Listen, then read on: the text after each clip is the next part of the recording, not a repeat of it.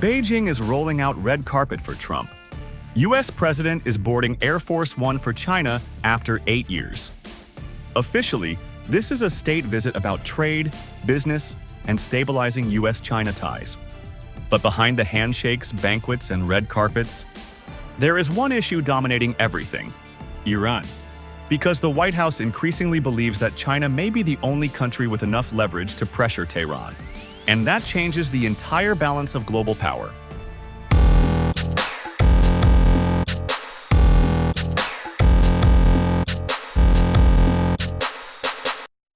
Sting. For years, the United States tried to isolate Iran through sanctions. Washington targeted Iranian banks, oil exports, shipping networks, and military industries. But Iran survived. Why? Because China kept buying. Today, Beijing is Iran's single most important economic lifeline. Chinese refiners are estimated to purchase massive quantities of Iranian crude oil, often through indirect channels designed to bypass Western sanctions. That money matters. It helps fund Iran's economy. It keeps energy exports alive. And during wartime, it becomes even more critical. In simple terms, the more China buys, the more breathing room Iran gets. That is exactly why Trump is going to Beijing.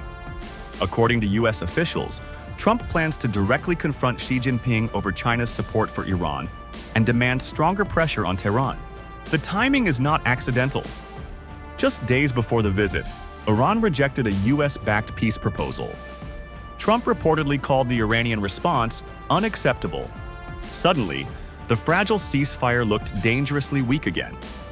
And Washington now wants to know one thing: will China help contain Iran, or quietly keep it afloat? Why China holds the cards. China's power in this conflict is not military. It is economic. Iran depends heavily on Chinese demand for oil. Chinese companies have invested in Iranian infrastructure, ports, transport, and energy projects under the Belt and Road Initiative.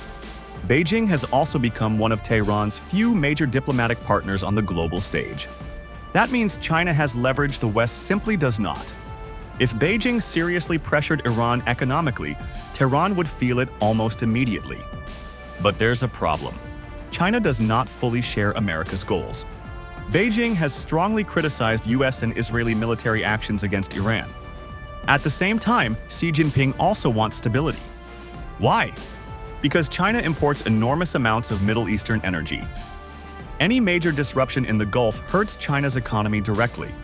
A wider war means higher oil prices, supply shocks, shipping disruptions, and global instability.